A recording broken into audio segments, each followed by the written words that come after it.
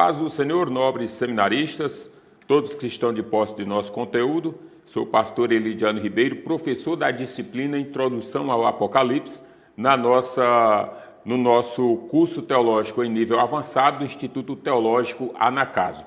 Nós já estudamos a aula 1 e a aula 2, trabalhamos aspectos introdutórios, como assim bem a disciplina nos propõe, Introdução ao Apocalipse. Na aula de número 1, nós trabalhamos os aspectos introdutórios de um modo geral, apresentando a todos os nobres irmãos e irmãs, obreiros de modo geral. Apresentamos aqui as escolas de interpretação do Apocalipse, que pontuamos em 5. Dessas 5 escolas de interpretação pontuadas, nós trabalhamos na escola de interpretação futurista, que é onde nós ancoramos as nossas bases doutrinárias e teológicas para a compreensão do Apocalipse. Apresentamos também os sistemas de interpretação, a saber, o sistema pós-milenista, amilenista e pré-milenista. Seguindo isto, nós trabalhamos dentro das perspectivas pré-milenistas, onde nós também, dentro de um pré-milenismo, temos aí fincadas as nossas bases de interpretação, e por esta linha do pré-milenismo nós transitamos teologicamente a fim de chegarmos em conclusões que doravante passarão a ser necessárias para a nossa melhor compreensão. Diante disso, nós também passamos pelas apresentações das cartas endereçadas ou destinadas às 7 igrejas contidas no Apocalipse capítulo 2 e capítulo 3, essas igrejas nós apresentamos e trouxemos isto aí na aula de número 2. Lembrando que essa tratativa das igrejas das escolas de interpretação, essa tratativa das igrejas, vale ressaltar que se trata de aspectos históricos mesmo. As igrejas da Ásia Menor, as 7 igrejas da Ásia, eram igrejas constituídas com todas as suas credenciais eclesiásticas naquele tempo. Eu disse que há correntes teológicas que apresentam as 7 igrejas como sendo 7 períodos da história, ao ponto de que dizem que a igreja de Laodiceia, uma igreja conformada com as questões políticas, uma igreja que tinha a sua característica de riqueza e abundância, mas uma igreja que tolerava muitas questões. E esta é uma corrente de interpretação, mas nós não andamos por esta via, embora tenha aí alguém que apresente como dessa forma. Nesta aula, que é a nossa aula de número 3, nós vamos tratar aqui as questões voltadas para os 7, como está aí pontuado na sua tela, um 7 bem grande, 7 selos, 7 taças, e 7 selos, 7 trombetas e 7 taças.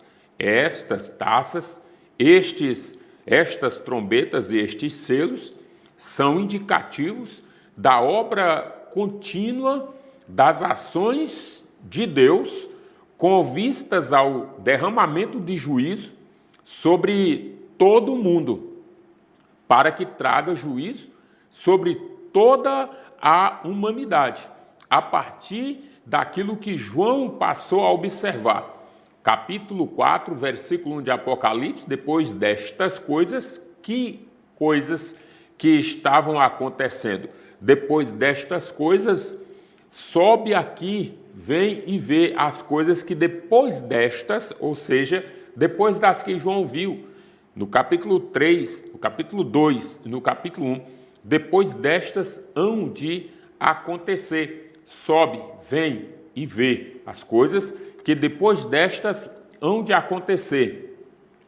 Daí, nós vamos começar a observar a distribuição, a apresentação e abertura dos selos. Primeiros 7 selos, como nós vamos observar aí no nosso conteúdo, conforme está exposto aí. O primeiro selo trata de quê? São aqui, os primeiros selos são as manifestações daqueles que são chamados de cavalos e cavaleiros do Apocalipse. O primeiro selo apresenta o cavalo branco. Esse cavalo branco aí, olha, na época do Apocalipse, os partos constituíam um império rival ao Império Romano. Sua arma de guerra era o arco. Criavam cavalos brancos e eram chamados de feras da terra. Diante disso, Apocalipse capítulo 6, versículo 8, os partos foram ameaça constante para os romanos.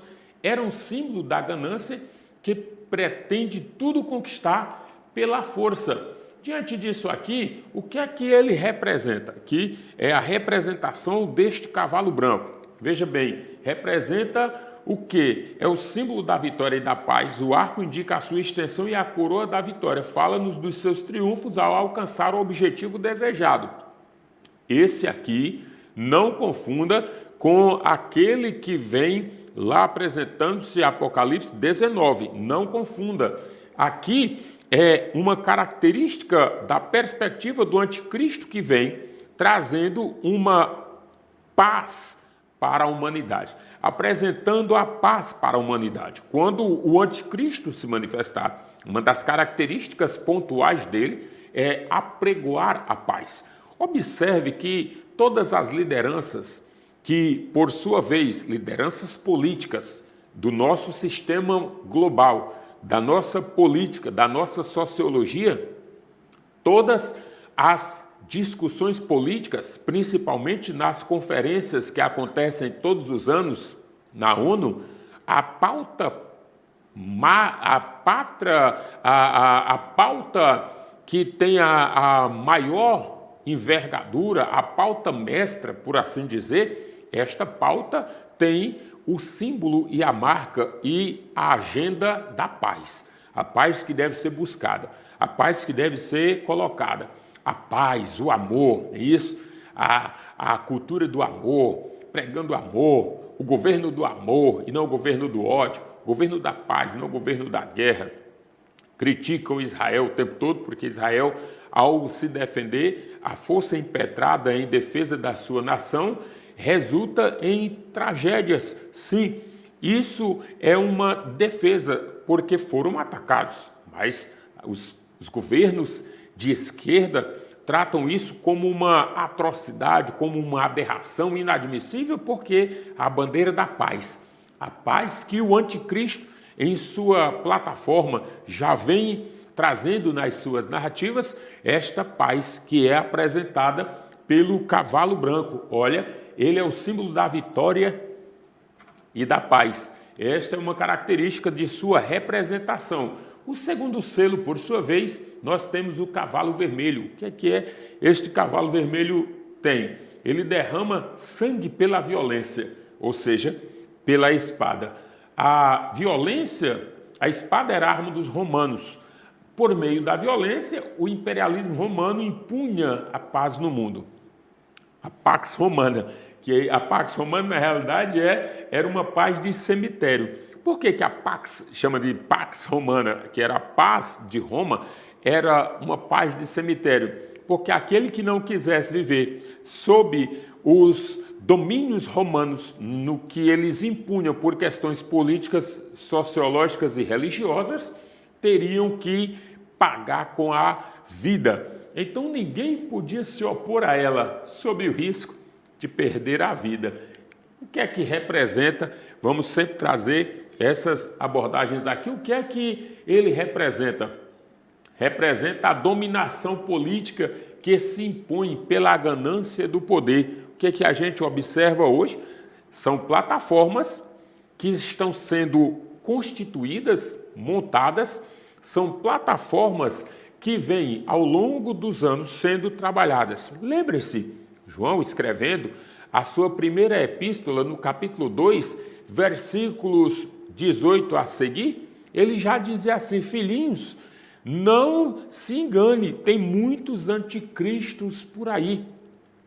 João falava que os anticristos já estavam. Quem é o anticristo? É tudo aquilo que tem uma ação contrária a ação do Cristo. Este é o anticristo, este tem o espírito do anticristo.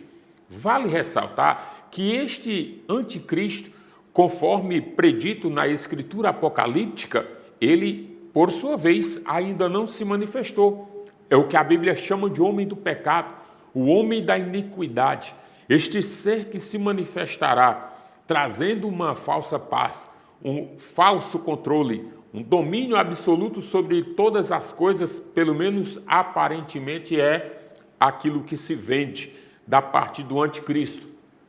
E aqui representa a dominação política. O que nós vemos hoje são as várias países, as várias nacionalidades nos mais diversificados âmbitos do poder político, social e econômico, com vistas à implementação de culturas, de saberes, de poderes, de normas e de legislações que vêm, por sua vez, tentando trazer para o sistema do mundo atual uma ideia de dominação política que se impõe pela ganância do poder. Homens que se destroem, homens que destroem uns aos outros pela ganância do poder. Isto é uma representação daquilo que vem ser consolidado com o cavalo vermelho. Aqui nós vamos observar o terceiro selo. O que é que tem no terceiro selo aí? O cavalo com seu cavaleiro esvazia o bolso do povo e virá, em consequência, o arroxo de quem trabalha e não tem como defender a vida. Não tem como defender a vida. Trabalha-se um dia inteiro para ter 1 quilo de trigo ou 3 quilos de cevada, a comida dos pobres. 3 quilos de cevada, que é a comida dos pobres. Observe que isso aqui, enquanto o cavalo branco representa uma falsa paz, o cavalo vermelho trazendo a guerra, a luta e a morte pela espada e a dominação política, este outro lado aqui representa, dentro deste terceiro selo aqui, representa a ganância que gera a violência e esta provoca a exploração econômica. O que é que nós vemos? As plataformas do anticristo sendo trabalhadas. Enquanto eu estou falando aqui, você está lembrando das altas taxas de juros, você está lembrando das cargas tributárias que estão sendo impostas sobre as questões, principalmente atingindo aí aqueles que são menos favorecidos. De certo modo, uma característica de exploração econômica já que está se avolumando com o passar do tempo. Diante disso, observe que aqui é uma característica da representação deste cavalo amarelo, a ganância que gera a violência e esta provoca a exploração econômica. São muitas coisas que vão se avolumando, se encorpando, ao ponto de fazer com que pessoas passem a ficar em dificuldades, passando apuros por conta das suas questões. E aí, quando a gente observa isso aqui, este aqui sendo o terceiro selo, aí nós vamos para o quarto selo. O que é que esse quarto selo aí apresenta para nós? O quarto selo e o seu cavaleiro tem, acompanhados de uma cavalaria infernal, ou seja, o mundo dos mortos, semeando a morte no meio do povo. É o resultado final da ganância. Primeiro o cavalo, que gera a violência. Segundo o cavalo, que provoca a fome. Terceiro o cavalo. E termina na morte. Então, olha aqui, Primeiro, aquele que promove a ganância, promove a violência e provoca a fome. Então, ganância, violência e fome. E depois, a morte.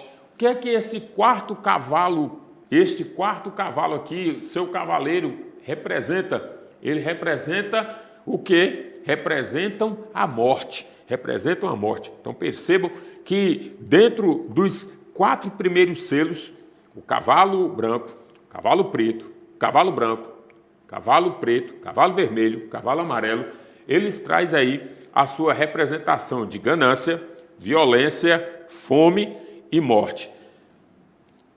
Ganância, violência, fome e morte. São aberturas de selos que vão começar a deflagrar situações catastróficas para quem estiver aqui na terra depois do arrebatamento da igreja.